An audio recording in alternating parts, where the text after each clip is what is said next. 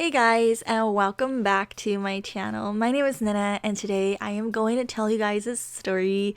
It's a story about my first week in England, and I think it's kind of funny. I don't know about you guys. This is a story about the time that I accidentally caused a bit of an uproar. Why is that such a hard word to say? Uproar in the neighborhood by ordering a pizza. My gran is not per se against takeaway. But she did tell me that prior to me coming there was this lady that stayed with her for a few months and she ordered a lot of takeaway. And my gran finds it a bit of a waste of money if your freezer's full of food. So I didn't really want to be like, hey gran, I really want to try some English takeaway food. I want to try some new vegan options. After being there for like 4 days, I was on my period and I really wanted a pizza. I crave any kind of takeout, and usually that's the only time I'll allow myself to kind of splurge on whatever food I'm craving. My gran had a bit of a sore foot and it wasn't getting better with any medication. She had antibiotics and these other kind of pills. It was just not getting any better. So one day, someone eventually managed to convince her to go and see a doctor again. So she went to the doctor and I stayed back home with Daisy the dog. I have no car. I don't know how to drive. If I were to go with her and she would have had to stay or get some more help, but it would take long, all I really could do is, well, sit there because I cannot drive myself home. So it was for the best that I stayed home and, kept Daisy company. While she was at the doctor's, she kind of texted me and said, hey, I'm gonna have to go to the hospital. Okay. I mean, I kind of expected it, so it wasn't a huge shock, but at the same time, like, I've been here for 4 days and now you're gonna have to go into hospital, on day 5. All right, no, I can do this. It's fine. I'll just take care of Daisy, lock the doors at night, go sleep, I'm fine. The only thing I'll have to get used to is getting up at like 8 at 8 because that's when Daisy needs the wee and she has her food. This has nothing to do with this story, but my gran gets up, opens the door for Daisy, gives her the medication, gives her her food, goes back to bed. But when I was alone with her for that week, she woke me up at 6 every day, every morning. She woke me up at 6 to have a wee, and then I would have to get back in bed and she would wake me up at 8 again because then she would want her food. And for that week, I could not figure out how to make her not wee before 6. She does it with my gran. She stays in bed until 8. She's a good girl. But with me, she always woke me up at 6. I was really frustrated because I wanted to catch up on some sleep. But no, she just would not let me. I love her. I love Daisy. I did it with a lot of love. But I still look back at this and think, why did she torture me like this? Why did she wake me up at frigging 6 when she has her own routine? I'm gonna take advantage of this noob's knowledge of my routine and dogs in general. I'm gonna make sure that she does exactly what I want. Let me insert a picture of the dog here. She's very cute. She's 13. She's a Staffordshire. Well, they call it a Staffy for short. I'm not really good for dog breeds. I just really wanted to know what a Papa John's vegan pizza was like, and they had these vegan Marmite, like cheese Marmite rolls. What did that taste like? I need to know. So that day I ordered pizza. My gran lives on top of the hill and she has neighbors on the side and across the street, but it's all like walking distance, so they're very close to one another. The house across the street had a few numbers on a board in front of the house. Her direct next door neighbor has a big sign with her door number, but my gran does not have a big number. It's, next to her front door, but she lives behind this hedge, behind a bush. Her house is set up like when you go down the road, like up the hill, you can see the front door of the neighbor across the street and the neighbor next door. You cannot see my gran's house. You have to kind of like go to the end of the road and then look behind a bush, and then there's a gate, and then you go down the gate, and then on the left there's the door, there's their house. So for those who are not familiar with the area, you kind of have to really count your numbers. Apparently, according to my gran, it's not very obvious for everyone, and sometimes people get lost. Now, this is a very important part.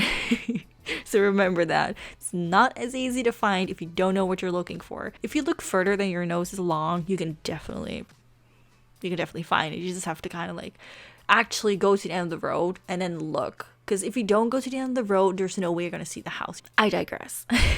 I ordered the pizza. 5 minutes, 10 minutes, 20 minutes past delivery time. No pizza. And I'm like, this is kind of weird. I wonder where he is. I didn't leave any instructions. I just figured he's probably gonna know like where the house is. It's not that hard. I mean, if I can find it, and I'm the worst person in the world with roads and maps, I get lost in my own town. Even if I've taken the same road like 5 times, I still get lost. I just have no sense of direction. So if I can do it, the locals can. So after 10-20 minutes, I hear someone down the gate. Daisy starts barking. She's really sweet, but she thinks everyone is there to play with her, which is not necessarily everyone's cup of tea. Not everyone loves a barking dog.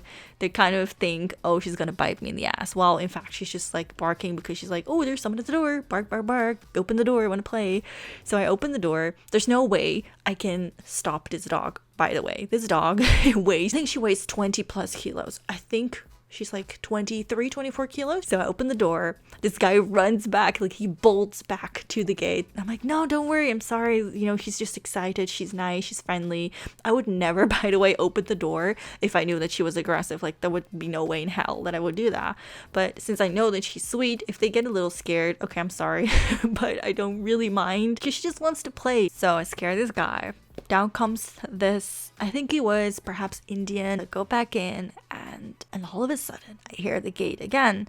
But it was turning dark, and when I looked at the gate, it was still closed. So I thought, oh, I probably didn't hear it right. And all of a sudden I see this, you know, when you're looking through someone's window but you can't really see, you kind of like put your face against the glass and then put your hands around your eyes. So someone was doing that and looking inside the house. And I just sat there eating my pizza and I was like, what? Who is this guy? What is he doing? So I get up to the front door. I recognized him. He is the guy from across the street. And I have been in England like 9 years ago and I met this guy. So I remembered, you know, that's that guy. That's the Scottish guy that lives across the street.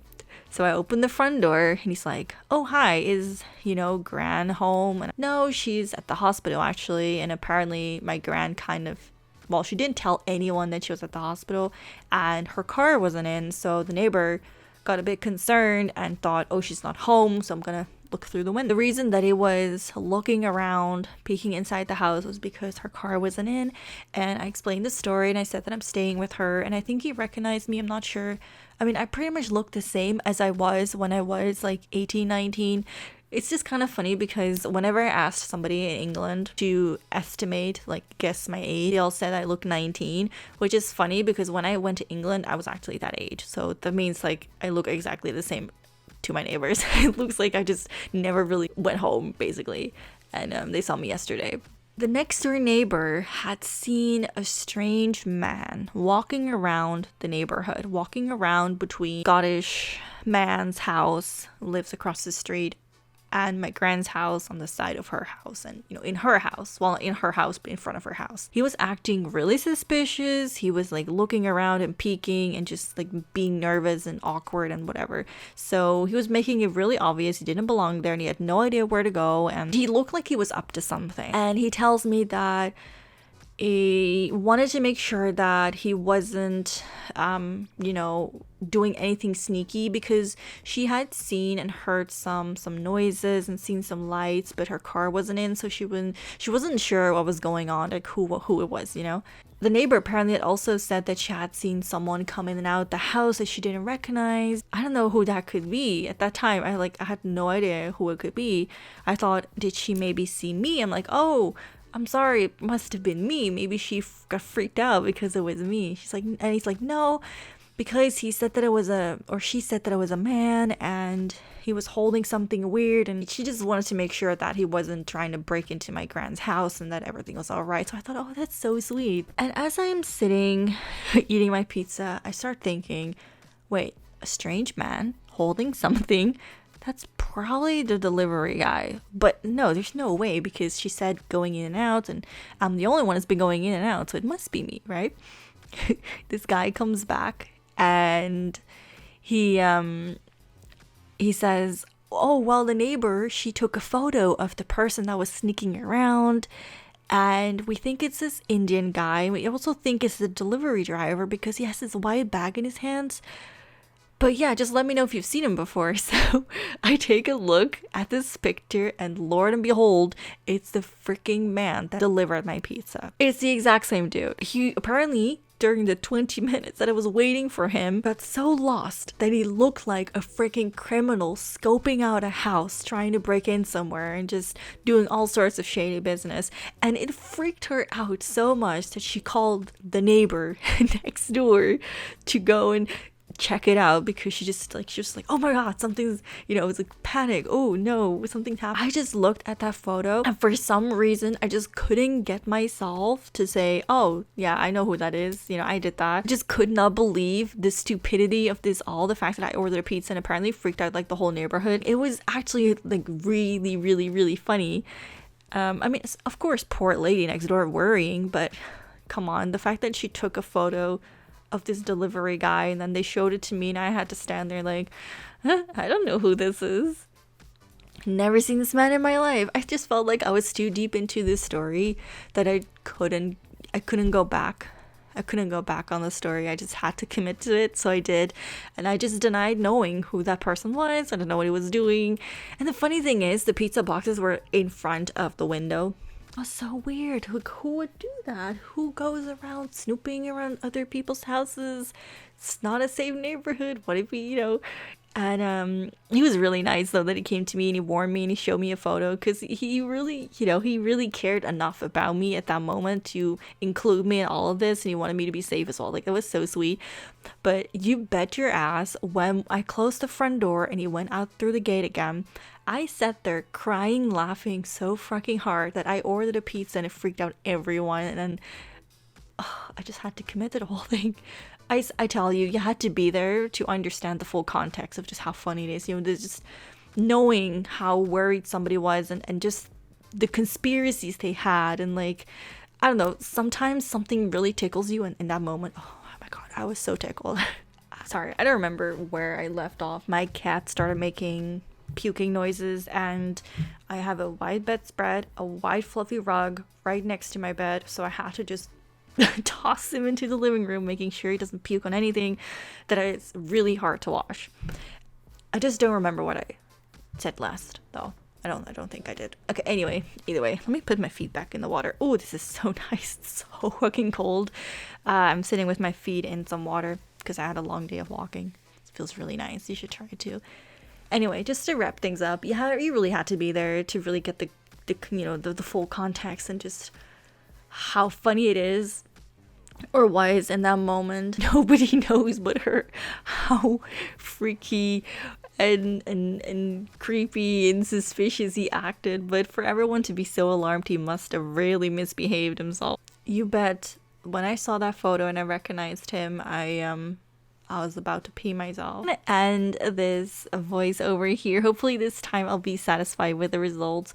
When you tell the story over and over and over, it really isn't as funny as, reliving it and being there. And this was actually fun and lighthearted, which I'm really happy about. And for those who are wondering, yes, my gran came home after a week and we had 3 great months. She kept her foot, which is very important. Anyway, thank you all so much for watching this channel, and I'll see y'all in the next video. Bye.